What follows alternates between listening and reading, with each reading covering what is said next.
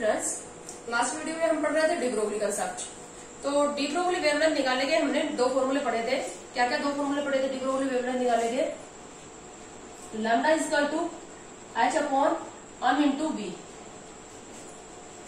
H क्या है? Place constant. M क्या है? मास। वी क्या है? Velocity of particle. M into mass into velocity of particle को हम क्या बोल सकते हैं? मोमेंटम। तो ये दो फॉर्मूले हमने पढ़ लिए थे। अब काइनेटिक एनर्जी के टर्म में अगर पार्टिकल मूव कर रहा है तो उसकी वेलोसिटी होगी, और वेलोसिटी होगी तो फिर उसकी काइनेटिक एनर्जी भी होगी। तो kinetic energy is equal to क्या होता है? Kinetic energy is equal to half mv square. सबको पता है काइनेटिक एनर्जी और वेलोसिटी के बीच में ये रिलेशनशिप होती है। कोई पार्टिकल अगर v वेलोसिटी से मूव कर रहा है तो उसकी kinetic energy is equal to half mv square. m क्या उसका मास, v क्या उसकी वेलोसिटी। इसी इक्वेशन को मैं ऐसे भी लिख सकती हूँ, अम से मैं इसको मल्टीप्लाई कर दूं और अम से मैं इसको डिवाइड कर दूं तो कोई फर्क नहीं पड़ेगा। तो अम स्क्वायर वी स्क्वायर अपॉन अम, देखो अम से हम कैंसिल आउट हो जाएगा, फॉर्मूले में कोई फर्क नहीं पड़ेगा। ठीक है, तो अम इंटू वी को मैंने अगर पी लिखा है, मोमेंटम लिखा है, तो अम स्क्वायर वी स्क्वायर को मैं पी स्क्वायर लिख सकती हूँ। तो हमारे पास ये आ जाएगा m square v square is equal to 2m into kinetic energy. ठीक है, मैंने इसको एम स्क्वायर बी स्क्वायर निकालेगा, फॉर्मूला निकाल लिया ऐसे। M square v square is equal to 2 into mass into kinetic energy. इसको मैं क्या लिख सकती हूँ? मोमेंटम। तो p square is equal to 2 into mass into kinetic energy. P is equal to क्या हो जाएगा? Under root of 2 into m into kinetic energy. और मोमेंटम का ये फॉर्मूला मैं इस इक्वेशन में पुट कर रही हूं, तो लैम्डा निकालने का फॉर्मूला हमारे पास क्या आ गया? Lambda is equal to h upon under root of 2 into mass into kinetic energy. ये थर्ड फॉर्मूला आ गया हमारे पास डी ब्रोगली वेवलेंथ निकालने का। तो थर्ड फॉर्मूला मैं यहीं पर पुट कर रही हूँ, h upon under root 2 into m into kinetic energy. तो अगर आपको काइनेटिक एनर्जी दे दी जाए और वेवलेंथ निकालने के लिए पूछ लिया जाए तो आप इस फॉर्मूले का यूज करेंगे। मोमेंटम इस फॉर्मूले का, मास और वेलोसिटी दे दी तो इस फॉर्मूले का यूज करेंगे। अभी एक बात हो, अगर पोटेंशियल डिफरेंस दे दिया जाए कि जो ये पार्टिकल है, कोई भी अल्फा पार्टिकल इलेक्ट्रॉन है, इतने पोटेंशियल डिफरेंस में रखा हुआ है, तो उसकी वेवलेंथ क्या होगी? मैंने जब आपको electron volt, energy electron volt और जूल के बीच में रिलेशनशिप करवाई तो काफी डिटेल से मैंने ये टॉपिक करवाया था कि जैसे हमारे पास क्या है, हमने कोई पोटेंशियल डिफरेंस लगा रखा है यहाँ पर और इसके साथ इसको कनेक्ट कर रखा है। ये नेगेटिव चार्ज होगा, यहाँ पर क्या होगा? Positive charge. तो इलेक्ट्रॉन क्या होगा? यहाँ से मूव करेगा ये इलेक्ट्रॉन। यहाँ पर 0 पोटेंशियल है और यहाँ पर जैसे 4 पोटेंशियल, हमने 4 वोल्ट का पोटेंशियल डिफरेंस लगा है। तो पोटेंशियल डिफरेंस कितना हो गया? 4 वोल्ट हो गया ना। अब यहाँ पर काइनेटिक एनर्जी होगी, यहाँ पर भी काइनेटिक एनर्जी होगी इलेक्ट्रॉन की। पोटेंशियल एनर्जी यहाँ पर भी होगी, यहाँ पर भी होगी। तो मैं अभी यहाँ पर बहुत ज्यादा डिटेल से जाने वाली नहीं हूँ, मैंने इसको काफी डिटेल से करवाया है। तो क्या होता है? The change in kinetic energy, kinetic energy के चेंज का मैग्नीट्यूड इसके इक्वल होता है चेंज इन पोटेंशियल एनर्जी के मैग्नीट्यूड के इक्वल होता है। ये बात आप याद रखेंगे। काइनेटिक एनर्जी के चेंज का सिर्फ मैग्नीट्यूड जो होगा वो पोटेंशियल एनर्जी के मैग्नीट्यूड के इक्वल होगा। So change in kinetic energy, value यहाँ पर सिर्फ पॉजिटिव ही आएगी, हम सिर्फ वैल्यू उठा रहे हैं। चेंज इन काइनेटिक एनर्जी और पोटेंशियल एनर्जी, पोटेंशियल एनर्जी निकालने का फॉर्मूला क्या होता है? Charge into potential, charge into potential. अब चार्ज यहाँ पर क्या होगा? इलेक्ट्रॉन है तो चार्ज क्या होगा? ई। प्रोटॉन है तो भी चार्ज क्या होगा? ई। अल्फा पार्टिकल है तो भी चार्ज क्या होगा? 2e। सिर्फ मैग्नीट्यूड उठाना है। तो change in kinetic energy, change in kinetic energy equal to क्या हो जाएगा? क्या होगी जगह मैं क्या पुट कर दूं? ई। क्या इक्वल टू ई से रिप्लेस कर दूं? ईवी। ठीक है, इलेक्ट्रॉन वोल्ट। वी क्या है? Potential difference.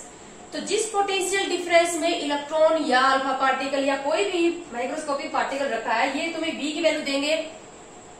Any alpha particle electron is present under v potential difference, तो उसकी वेवलेंथ निकालने का फॉर्मूला। तो मैं यहाँ पर काइनेटिक एनर्जी की जगह डायरेक्ट क्या पुट कर रही हूँ? ईवी।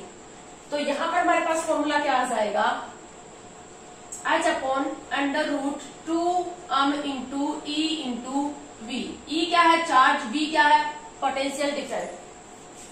जिस पोटेंशियल डिफरेंस में हमने माइक्रोस्कोपिक पार्टिकल को रखा है, इसकी वैल्यू आपको देंगे, उसका चार्ज भी आपको पता होगा, जिस पार्टिकल को रखा है उसका चार्ज, मास उसका पता होगा, उसकी वेवलेंथ निकालने का फॉर्मूला। तो बेटा ये सारे फॉर्मूले हैं डी ब्रोगली वेवलेंथ निकालने के पार्टिकल्स के।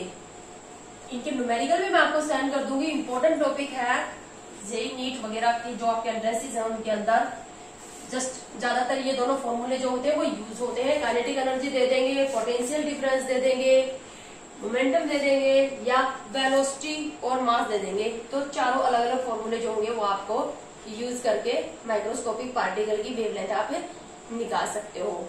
ठीक है, अब मैं इसके ऊपर एक छोटा सा क्वेश्चन आपको बता रही हूँ। क्वेश्चन है जैसे हमारे पास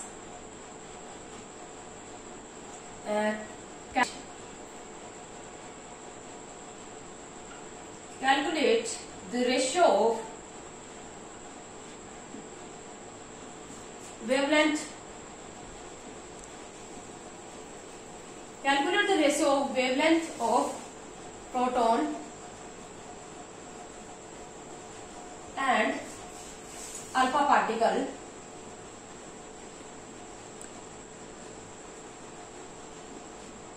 calculate the ratio of wavelength of proton and alpha particle। अलग अलग केसेस आएंगे। When first, if they put under, if they have same momentum. First case, if they have same momentum. Question समझ में आ गया? एक अल्फा पार्टिकल है और एक प्रोटॉन है, दोनों की वेवलेंथ का रेशियो निकालना है। फर्स्ट केस दे दिया अगर दोनों का मोमेंटम सेम है तो फॉर्मूला याद होना चाहिए, बहुत सिंपल है क्वेश्चन।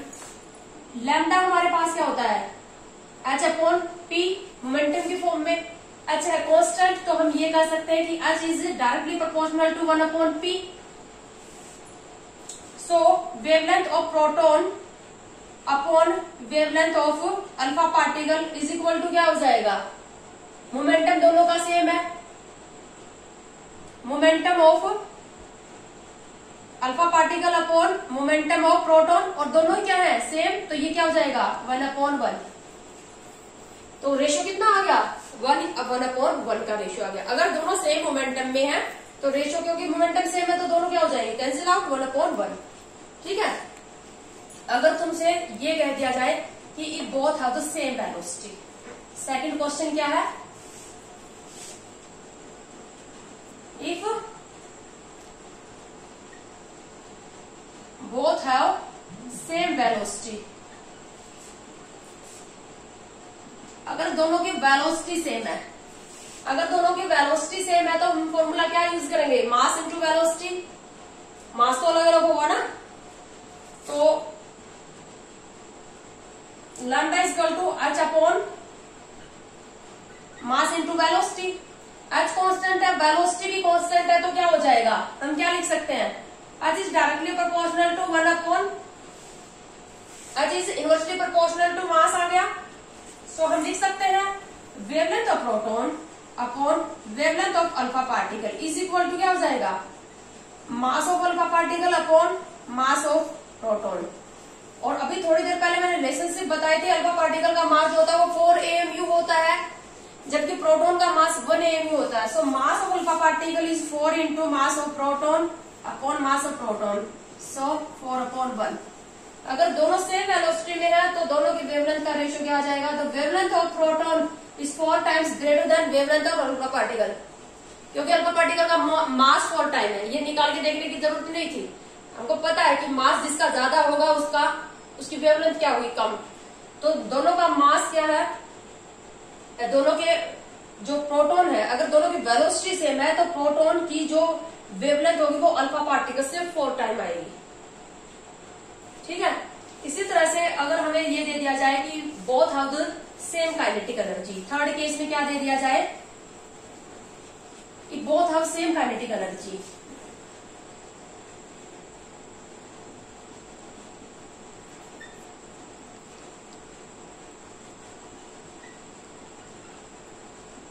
अगर काइनेटिक एनर्जी सेम है तो हम इस फॉर्मूले का यूज कर लेंगे, ये फॉर्मूले याद रखने हैं। फॉर्मूला के बगैर कुछ नहीं होगा। बहुत सिंपल लग रहा है अभी क्योंकि सिर्फ वैल्यू पुट करनी है, लेकिन अगर फॉर्मूला ही याद नहीं होगा तो कुछ नहीं कर पाओगे, बैठे देखोगे फिर। सो काइनेटिक एनर्जी अगर हमारे पास क्या रहेगी दोनों की सेम, तो हम लैम्डा इक्वल टू क्या लिख सकते हैं, h upon under root of 2 into m into kinetic energy. Kinetic energy constant, 2 भी कॉन्स्टेंट, h भी constant. So lambda is directly proportional to 1 upon under root of mass, सब constant है। So lambda of proton upon lambda of alpha particle is equal to क्या हो जाएगा, under root of mass of alpha particle upon mass of proton. Yes, inversely proportional to under root of mass, under root of mass of alpha particle upon mass of proton. क्या लिख दूं, under root of 4 यानी कि 2 upon 1, ratio कितना आ जाएगा, 2 upon 1 आ जाएगा। यानी कि प्रोटॉन की जो वेवलेंथ होगी वो अल्फा पार्टिकल से 2 टाइम ज्यादा होगी जब दोनों की काइनेटिक एनर्जी सेम होगी तब, और दोनों की वेलोसिटी सेम थी तब क्या आ रहा था, ये रेशियो 4 अपॉन 1 का आ रहा था। उसके बाद अगला, अगर दोनों को सेम पोटेंशियल में रख दे, अल्फा पार्टिकल और प्रोटॉन अगर सेम पोटेंशियल डिफरेंस में रखे हुए हैं तो दोनों की वेवलेंथ का रेशियो क्या आएगा। तो नेक्स्ट पार्ट जो हमारा आई थिंक 4th होगा, if both have under same potential, अगर दोनों सेम पोटेंशियल में रखे हुए हैं, V volt potential V volt potential में रखे हुए हैं, तो क्या हो जाएगा, lambda is equal to h upon under root 2 क्या हो जाएगा, mass into charge into potential. V क्या है, पोटेंशियल डिफरेंस, हम क्या है मास, E क्या है चार्ज। तो h कांस्टेंट है, 2 कांस्टेंट है, और हमारे पास क्या है, पोटेंशियल डिफरेंस कांस्टेंट है। तो हम क्या लिखेंगे इसको, h is proportional to 1 upon under root of mass into charge. So lambda of proton upon lambda of alpha particle is equal to under root of mass alpha particle into charge of alpha particle upon mass of proton into charge of proton. Yes, ये क्या हो जाएगा, 4 times होता है तो 4, और alpha particle का 2e होता है, प्रोटॉन का e होता है, तो कितना हो जाएगा, ये क्या वैल्यू क्या आ जाएगी, 2 अंडर रूट 2, रेशियो आ जाएगा 2 अंडर रूट 2। ठीक है, तो सारे फॉर्मूले का यूज कर दिया है मैंने, समझा दिए हैं, हमने इनको ड्राइव भी कर लिया है, याद रखना तुम्हारा काम है। तो कल वीडियो के साथ साथ मैं ये पीडीएफ भी आपको सेंड कर दूंगी मेरी तस्वीर। आज की वीडियो में इतना ही नहीं है।